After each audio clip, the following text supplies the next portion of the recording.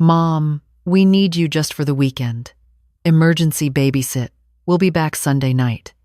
My daughter Rachel's voice was tight with that familiar urgency she always used when she wanted something. I looked at my grandson Tommy, 4 years old, clutching his stuffed dinosaur, then at the 2 suitcases by the door. Large suitcases, the kind you pack for more than a weekend. Sunday? I asked.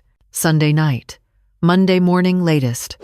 Rachel was already checking her phone. Her husband Derek stood by the car, engine running. Please, Mom. You know we wouldn't ask if it wasn't important. I did know. Because they never asked. They told. And I always said yes. That was Thursday afternoon in Tucson. The temperature was climbing toward 105. I'd been living with them for 2 years, ever since I'd sold my house to help with their down payment. Just temporarily, Rachel had said. Until we get settled. I was still sleeping in what they called the guest room, what used to be their home office. My belongings lived in boxes in the garage because there wasn't space for my furniture, their house, their rules, their life I was borrowing. Of course, I heard myself say. Of course I'll watch Tommy. Rachel kissed Tommy's head, not mine. You're a lifesaver, Mom. Fridge is stocked. Emergency numbers on the counter. Then she was gone. Tommy and I stood in the driveway, watching the car disappear. His small hand found mine. Gamma, are they mad at you? No, sweetheart. Why would you think that? Because Daddy said you're too much sometimes. Children hear everything. File that away, thinking it means nothing until it means everything. I took Tommy inside, made him lunch, mac and cheese from the box because that's what he liked. We played dinosaurs. He told me about his preschool friend Marcus.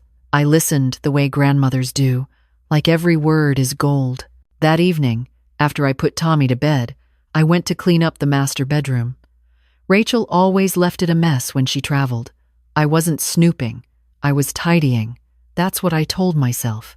The calendar was on Derek's nightstand, one of those big desk calendars he used for work projects. It was open to September. I almost didn't look. Almost. But I did. The trip to Cabo was marked in red, September 15 to 29. 2 weeks. Not 2 days. 14 nights at the Las Ventanas resort. I knew that resort. I'd shown Rachel pictures once, years ago, telling her it was my dream vacation. Before Dad died, before medical bills, before I sold everything to help them. My chest went tight. That feeling you get when your body knows something your mind doesn't want to accept. I checked their bedroom closet. Empty spaces where suitcases usually lived. Multiple suitcases. His golf clubs were gone.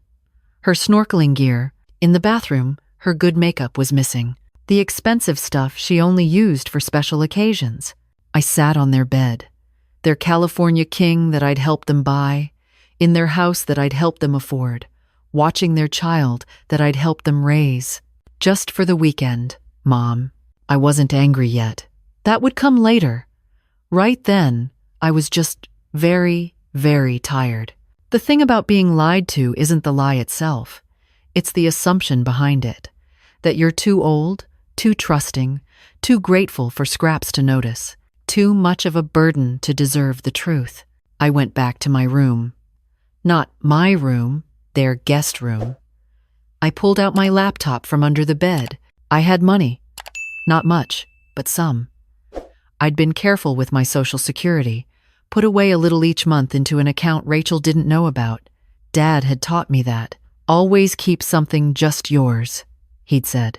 Just in case. Just in case of what? I'd wondered then. This is what? I looked at my bank balance. $42,000. Saved over 5 years. Emergency money. Running away money. If I was honest with myself. I opened a new browser tab and typed Santa Fe, New Mexico apartments for rent. I'd always wanted to see Santa Fe. The art galleries, the adobe architecture. The light, they said, was magical there. Dad had promised we'd go. We never did. Friday morning, Tommy woke up asking for pancakes. I made them from scratch. The way I used to make them for Rachel when she was small. before life got complicated, before I became inconvenient. Gamma, these are the best. Your mother used to say the same thing. Can you teach me to make them?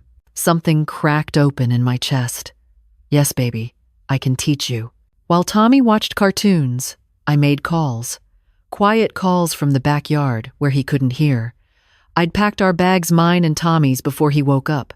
Small bags, essential bags. His favorite stuffed dinosaur, my photo album, the recipe box my mother gave me. Not much else mattered. At noon, I loaded everything into my car. The 12-year-old Honda that was truly mine, paid off, title in my name. Where are we going, Gamma? On an adventure, I said. Would you like that? His eyes went wide. Like Diego?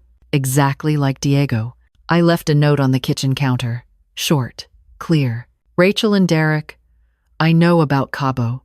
I know it's 2 weeks, not 2 days. I'm taking Tommy with me.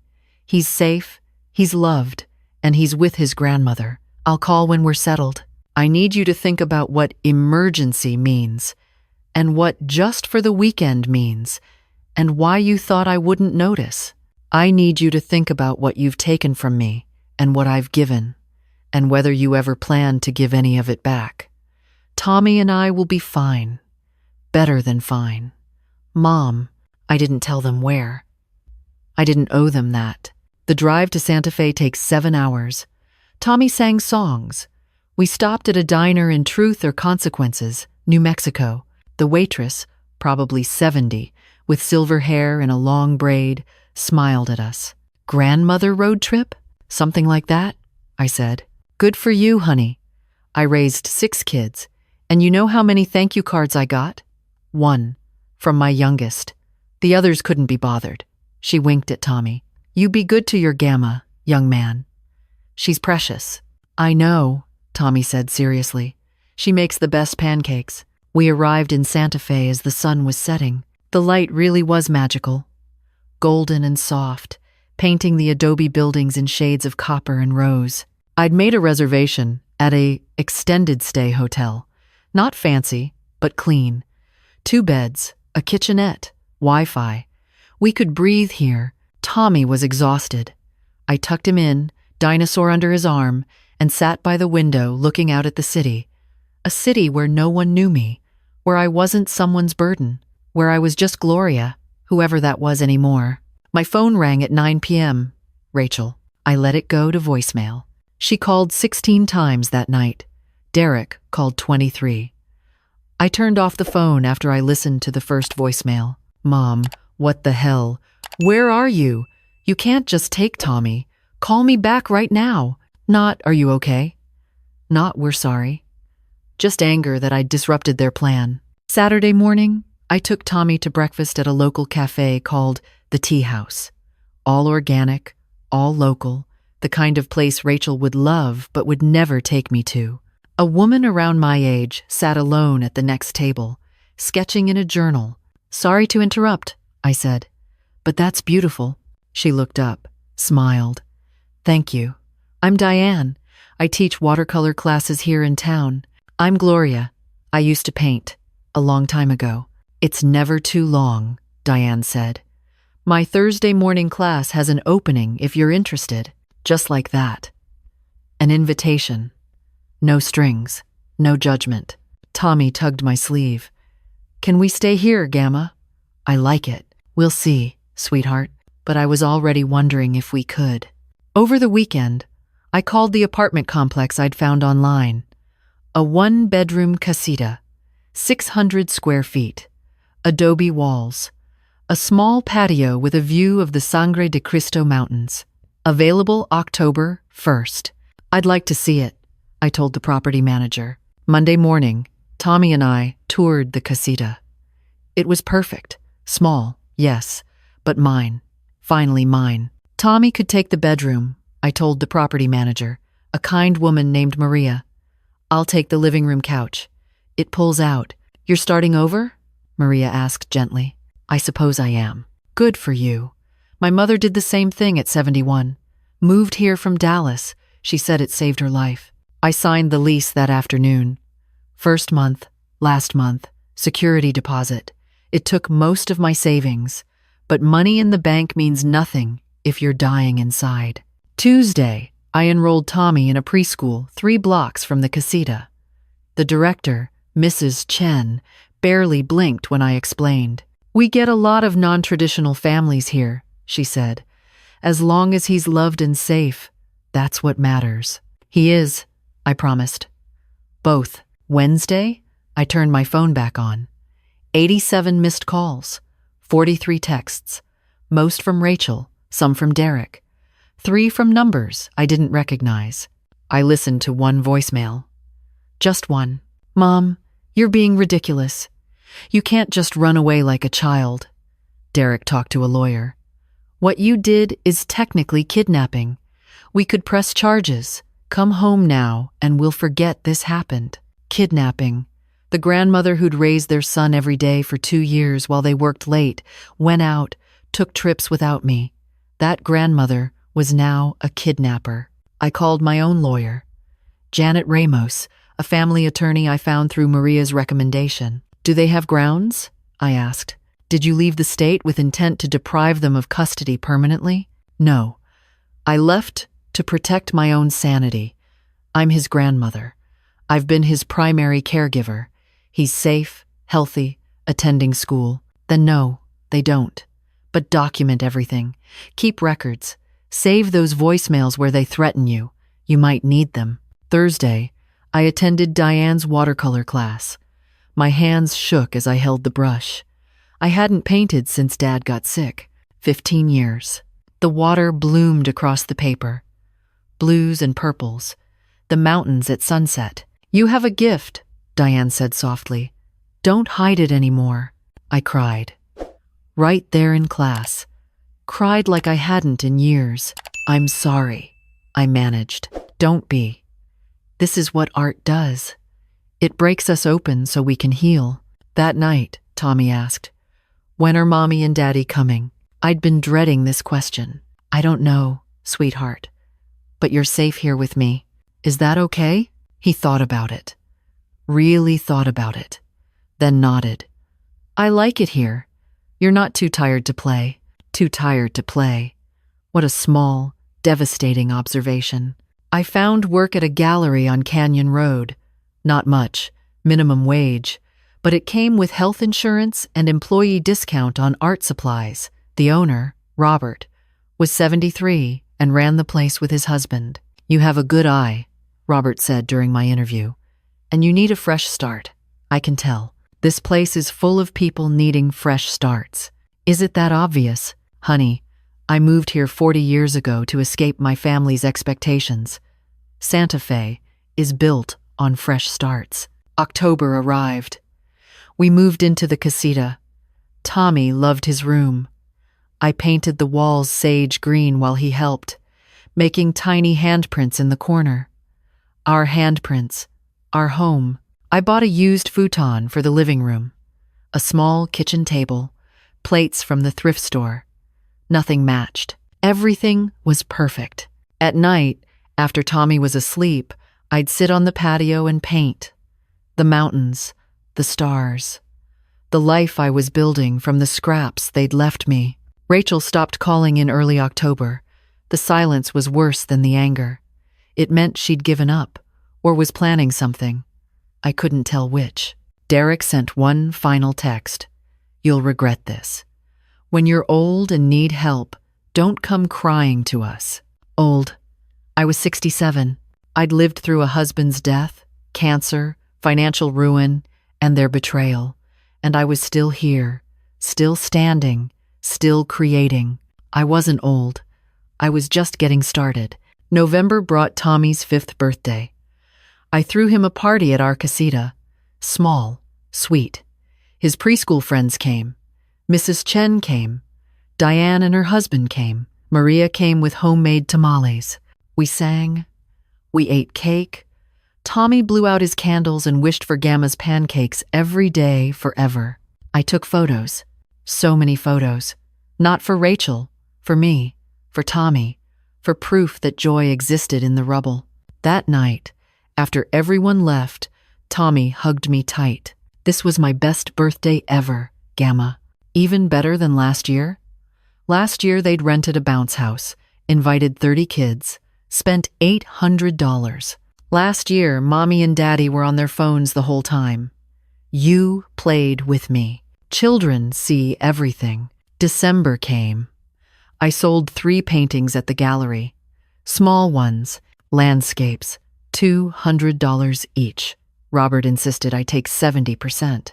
That's too much, I protested. That's fair. Don't undervalue your work, Gloria. The world will do that enough without you helping. With the money, I bought Tommy new shoes, bought myself a real bed, bought art supplies, bought groceries without calculating every penny. On Christmas Eve, Rachel called. I almost didn't answer, but something made me. Mom. Her voice was different, quieter. I need to talk to you. About Tommy, about us, about everything. Are you in Santa Fe? No, I'm calling. I thought that might be easier for both of us. I stepped outside onto the patio. The stars were incredible. You couldn't see stars like this in Tucson. Too much light pollution. What do you want to say? I asked. I'm sorry. She said it quickly, like ripping off a bandage. I'm sorry for lying, for using you, for taking you for granted. Derek and I, we've been going to therapy. The therapist asked what we thought you felt, living with us. I couldn't answer. I realized I'd never asked. No, you never did. I want Tommy back. I know I have no right, but he's my son. I miss him. He's my grandson. And I've missed him his whole life while I was just the convenient babysitter.